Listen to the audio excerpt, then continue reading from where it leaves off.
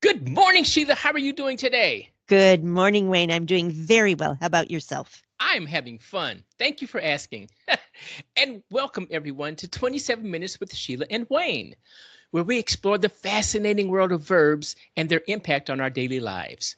Join us each week as we delve into the different ways verbs shape our language and influence our activities, as we attempt to make a positive difference in our world, one verb at a time. And Sheila, this is episode number 125. 125. Congratulations. Congratulations to you as well. Thank you. And what is our verb for today? Today's verb is to connect, which, Connect. yes. And before we go into definitions, let's talk about trivia questions. Okay. Do you have one? I have one. I do too. Well, let's do it. What's to remind yours? folks, we ask the trivia question at the beginning of the show and we answer the question at the end of the show. So Yes. mine is, what party game goes by that's not the right way, but there's a party game called Bacon's Law that was inspired in 1994. What is the other name for this party game? Okay. And my trivia question is, in what year did we first witness two computers connect, where an actual message or packet was sent from one computer to a second computer? And the bonus question that comes with that, who was the person who created that connection for those two computers? So that, again, like Sheila says, that'll come at the end of our podcast today. Sheila, how may our listeners find you? Oh, thank you for asking. Zeke and Sheila at yahoo.com. Zeke is the golden retriever sitting right behind me here, chomping on a bone. And I can be contacted at Wayne at mindsyncing.com. That's MindSyncing.com. And again, all complaints come to me. All compliments go to Sheila. Yes. Exactly. And Sheila, what did you come up with definitions for connect? There are a few here. First, I have to form a relationship or feel an affinity, to join or fasten together, and a link to a power or water supply. Oh, okay. And I have to join or be joined with something else, to consider or show a person or thing to be related to someone or something else, to feel close to someone or have a good relationship with them, to make it possible for you to speak to someone else by phone or computer, to arrive before a second vehicle leaves on which passengers can continue their trip, much like an airplane. Okay. To join two places, I have three more. To create a relationship between two or more people, groups, or things. To consider or see a relationship between one person or thing and another. And the last one, to bring together information from different places in order to understand something as a whole, or how different things affect each other. Like it. I liked it. I like them all. Yes. Yours, man, yours are always so brief and right there. And mine are just always so, okay, and there's more, and there's more, and there's more. I know you're going to go into details, so I hold back and share. Okay, well, thank you. And we know that there's many perspectives out there for us to take on these verbs. Right. And so mine is a very infinitesimally small portion of that verb today. Okay. And I have two articles that I'm going to talk about. But anyway, Sheila, what were you thinking when we first came up with this verb to talk about today? Connect. What were your thoughts? This is one of my favorite verbs, to tell you the truth, because it's so applicable to my life as I plan out my future, and also golden retrievers are very big into connections. I would like to hear more about both of those today. Okay. And I was excited because it was always fun to see the faces of individuals when I would help them connect the dots. I like connecting dots. And it says letting them know why it was important to do the task that they were doing, which added to the value that others around them also brought to the table to complete the whole process. And I would suggest to them, without you, the job does not get done. Goals are not realized, and the work is not finished, because we all take a part in completing the whole. I like connect as well. Good. So why is connect your favorite verb? Well, I have a background in psychology, as you know, and I've got a couple of studies that I researched here that talk all about connection. But Mm, first, I want to talk about, to kind of define terms in the social aspect here of connection. I want to talk about what makes a person feel connected. So what does this mean to you? And basically, it's an honest interest in someone. hmm It's sharing highs and lows and positives and even disagreements with someone that you know is still going to be there even after the disagreement. To Yes. feel close to someone or have a good relationship with someone, and giving and receiving affection. Aha. So quickly, I want to, people are always saying, is social media interfering with human connections? And if you think of a connection as an engagement with someone, too often social media falls in the category of broadcasting information rather than engaging. And so Mm. social media can or can not be an influence, but I also want everybody to raise their hand if during COVID they ever said, "Oh, I want more Zoom calls. I want more meetings." I don't see many hands raised, including my own here. My So hand is not raised. No. not raised. Okay. So that kind of answers for me how social media influences it.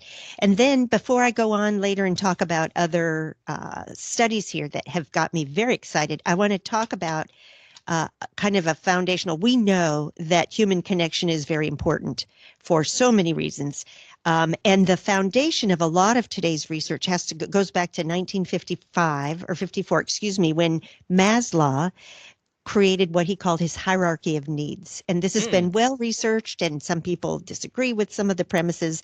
But basically, you can't fulfill your higher needs until your basic foundational needs are met. The first one of those is, food, water, clothing, shelter. If you can't meet those, then it's hard to meet the next ones. Although there is overlap between these categories. The next one is safety and security, which has to do with health, jobs, social Mm. abilities. And the third one is really about connections. It's called love and belonging, but it's about friendships, family, intimacy, a sense of connection. And so there are two others later in that, but we're talking about number three there, love and belonging and connection. Okay. So I'm going to let you go next before I go into some of the research that I found. All right. I like to go down the paths of personal and professional. Yes, and I Um, love that. and actually, I found two articles that speak to personal and professional. One is an article by Lynn Reeder, and it says it's from the Global Compassion Coalition, and that's talking about the personal side. And my second article that I'm going to be talking about is from Janie Schindler, and this is from Forbes magazine. So it's the impact of connecting at work. So I have both the professional and personal here, but I started off with my own experiences, and I said at work we have to pay attention. And again, the question why, the obvious question why do we have to pay attention? um, and I say also, I used to tell my students, you have to keep your head in the game. I don't care what the game Mhm, is, but you got to keep your head in the game, whatever that job is that you're doing, mhm, and understand where and why you are there. Why are you there? And mm, I remember once I was a surgical technician for several years, and I say, understand why you are there, because doing your part helps others step up their game at times and helps them concentrate on the portion that they need to concentrate mhm, on and not worry about you. And I said I was a surgical technician for this one reason. I remember a couple of times, not once, but a couple of times, a doc. If anybody doesn't know what a surgical technician is, that's the person who, when a doctor in the operating room says scalpel or clamp or whatever, mhm. and they say those words, and the person who hands it to them or gives them that instrument is the surgical tech. And I remember a couple of times a doc has reached his hand back and said, or she said, give me this. And I hit them, and they take that instrument to the wound, and they're looking at the instrument, and the doc would look at me and go, that's right, Apple. My nickname was Apple. That's right, Apple. Give me what I need, not what I ask for. That's tricky. which says to them he's paying attention. Mhm. I can concentrate on what I need to be concentrating on this person, and I can just put my hand out there and say something, and if it's the wrong thing that I need at that time, he's going to give me the right thing. And it Mhm. just makes it made me feel better because they knew I had my head in the game as well. Yeah. So anyway, going to from the Global Compassion Coalition with Lynn Reeder, says the ability to connect with others has been essential to our survival as a species. And I Mhm. thought, okay, and you being the psychologist, you know about that. She says, as hunter-gatherers, we would not have been able to navigate climatic upheavals, lean months, or stalking predators without the care, support, and nurturance of family and kin. She says, today, our need for connection may be less apparent, but it Mhm. is no less significant. Right. Everything from the food and water we eat and drink to the medical help and education we receive is provided by other people and often from other places. And I Mhm. started thinking of someone who's pretty close to me who happened to be in a bad situation, in my terms of bad situation, but was very isolated. Mm. This absolutely rang true. She says, we reciprocate in the form of our kindness, care, friendship, advice, and the work of vocation we do.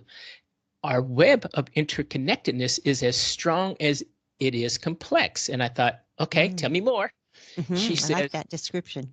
yeah, she says, which goes some ways towards explaining the buzz we get when we form or deepen our social connections. It's like our bodies are giving us feedback. This is good. This is helpful. And she says, but why is it helpful? And she says, because we can all intuitively sense that making connections with others is enjoyable, but what at a deep and evolutionary level is it about these connections that is so important for our well-beings? And she says, because it boosts our physical health.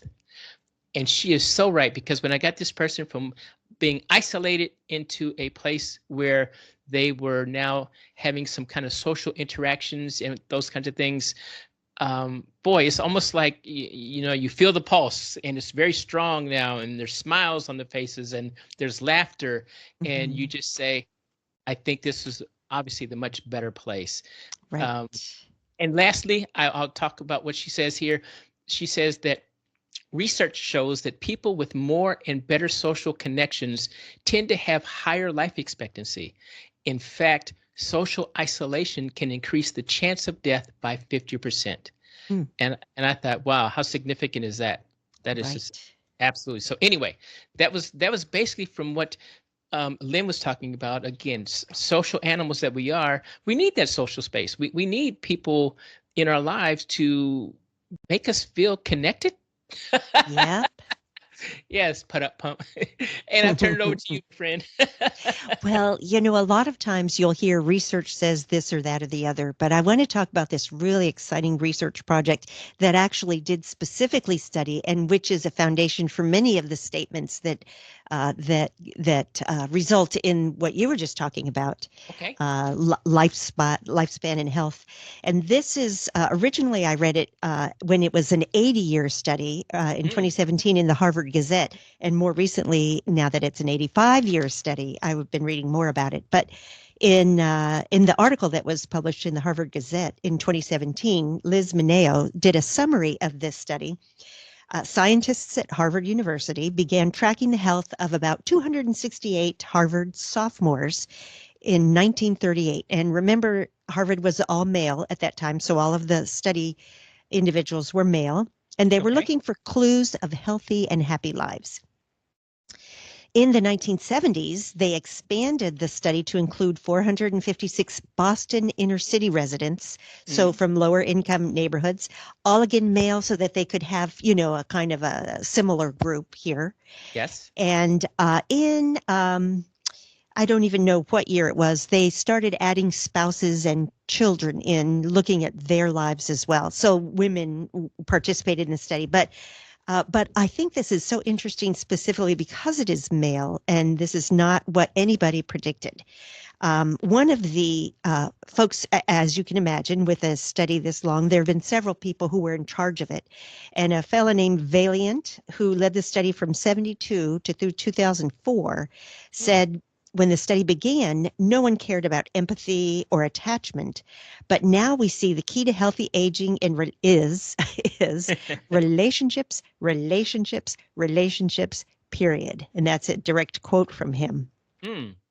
So in 2023, when they're talking more about it, they call it social fitness, and they recommend that doctors include questions in their annual health surveys. You know, do you get enough sleep? Do you have people that you talk to?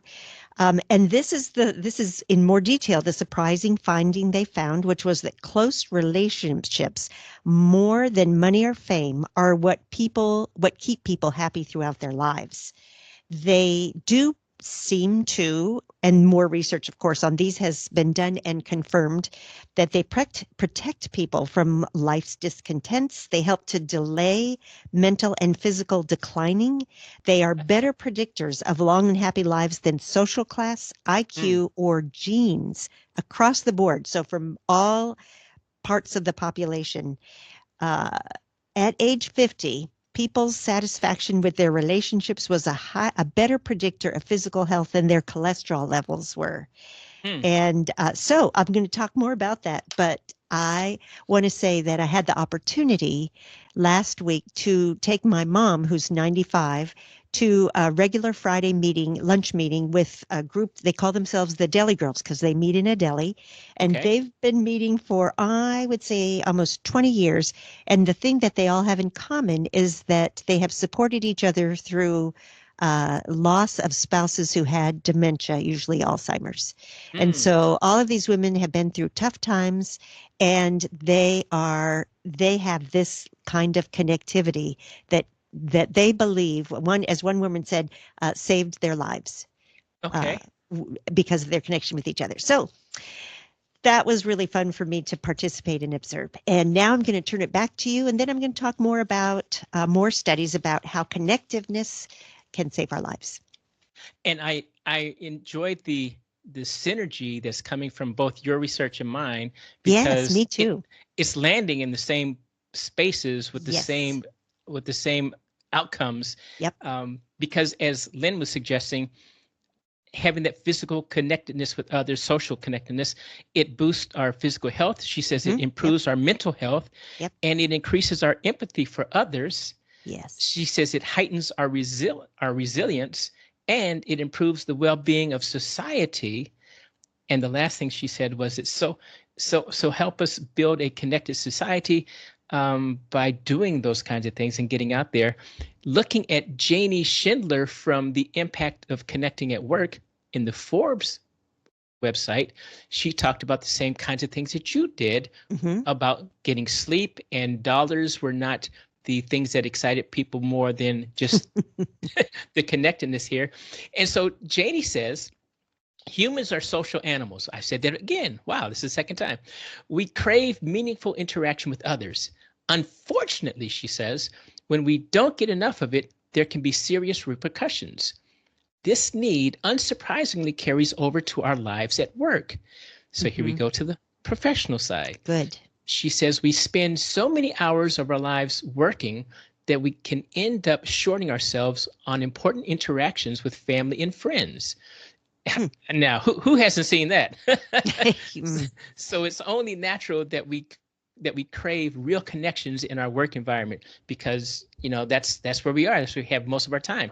She says in a 2018 survey of 20,000, not the 200 or 320,000 that you talked about, but 20,000 of U.S. adults by Cigna, the company that found that there are consistent traits among those who lack a connection with others, it was found that lonelier people are more likely to have infrequent in-person interactions, disagree that their social skills, relationships, statues are good, and they will be inferior to poor overall physical and mental health, and have less balance in their lives, all of which are interconnected and come with repercussions of their own.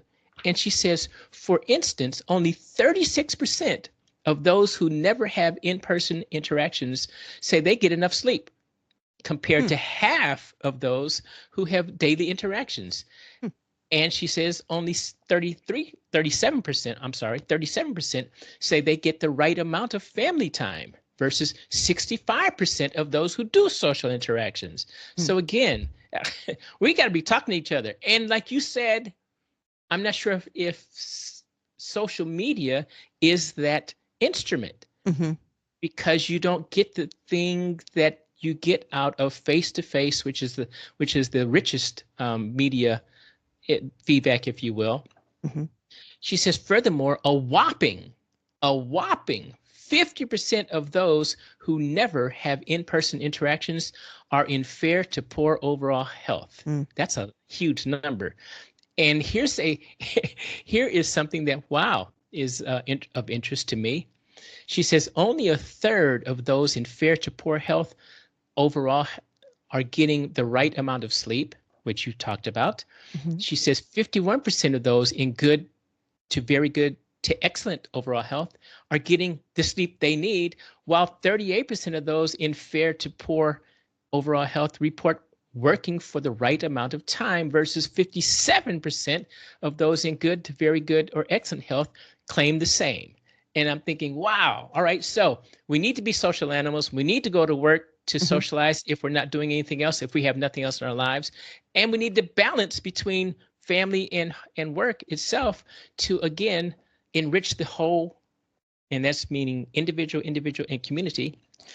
And she says here we go. For those of us who work alone as freelancers, now there's a lot of people out there who do this, or those of us who work in the or in the corporate world, but feel overwhelmingly isolated, what can we do to ensure that we have a better quality of life? And she answers, one answer seems to be that we should satisfy our need to belong at work, and that appears to come down to trust and respect. You have talked a lot about trust and respect in the work environment. We have. I'm looking at the clock. It's 22, so I'm going to hurry up and breeze through this. She says, according to a study by Ernst & Young, more than half, 56% actually, of respondents feel they belong most at work when they feel trusted and respected. And with baby boomers feeling this way, the most is at 63% compared to the Gen Xers, who are at a lower percentage. And she says people who want to feel as though they're being heard and understood at their places of work, as Ernst & Young his studies found, 39% of respondents feel they belong most at work when they have the ability to speak freely and voice their opinion. So again, there comes that trust and respect, as you said, which we have talked, not just me, we have talked over this podcast fun that we've been having. And here, let me get to something that's very interesting. Okay. More interesting than what I read to me.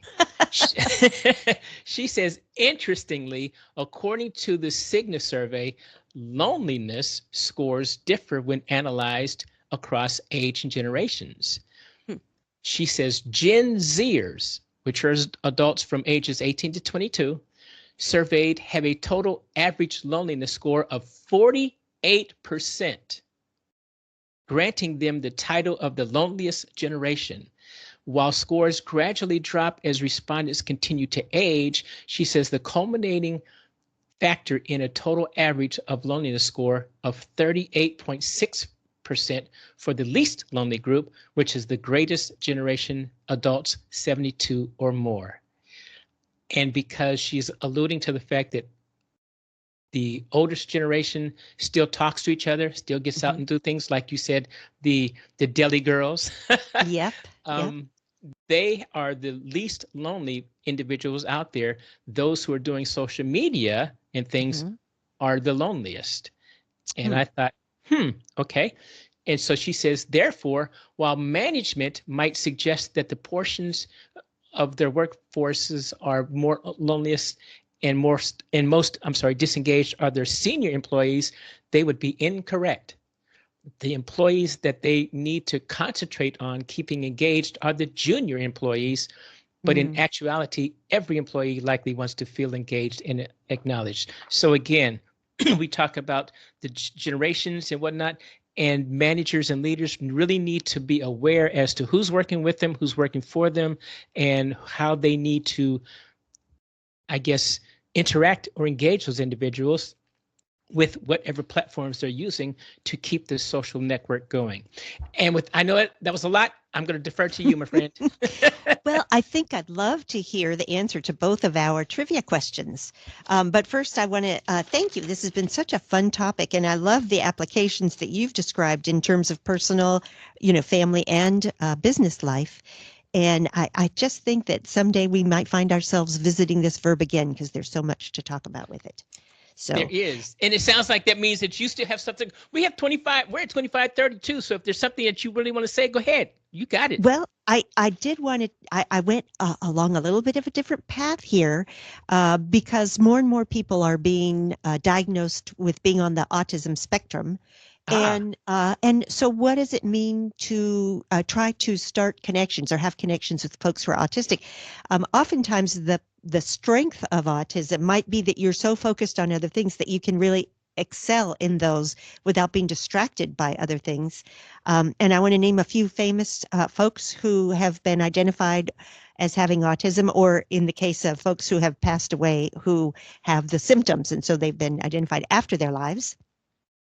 And those are Dan Aykroyd, Albert Einstein, Daryl Hannah, Emily Dickinson, Bill Gates, Jerry Seinfeld, Elon Musk, Steven Spielberg, and Lionel Messi are some of the folks. Yes, yeah.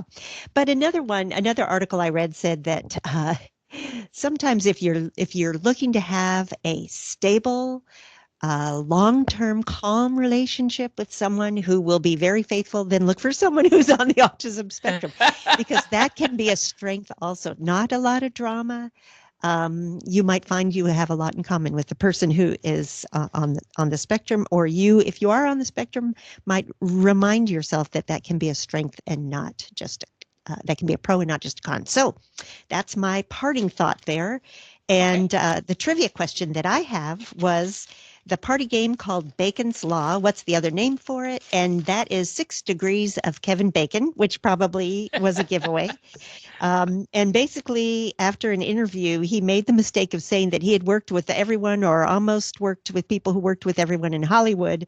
So they made a game by you choose an actor and then connect them to another actor via a film that both actors have appeared in together, and they say that usually it just takes 6 people before you make that connection. Okay. And although he felt like he was being made fun of, he turned it into a positive by starting a charity in 2007 called 6degrees.org, where people will donate funds and celebrities will donate funds, and so they'll find direct connections with celebrities by the charitable organizations they're involved in. So how about your trivia question? Okay, and it was nothing more than in what year were 2 computers connected with each other? It was 1969, and the person who did that was Lawrence Roberts. Okay, thank you, Lawrence. Okay. Look what you created. Folks, we just appreciate your listening to us. If you have ideas about connection, or if you want to hear more about it, please give us feedback. Either of us, not just mine. But Wayne, thank you as always for spending this time with me. And folks, thank you as always for listening to us. Thank you, everyone. I look so much forward to Thursdays because of this. Thank you, Sheila. I appreciate you. Thank you for listeners. You guys have a great week. Bye-bye. Bye-bye.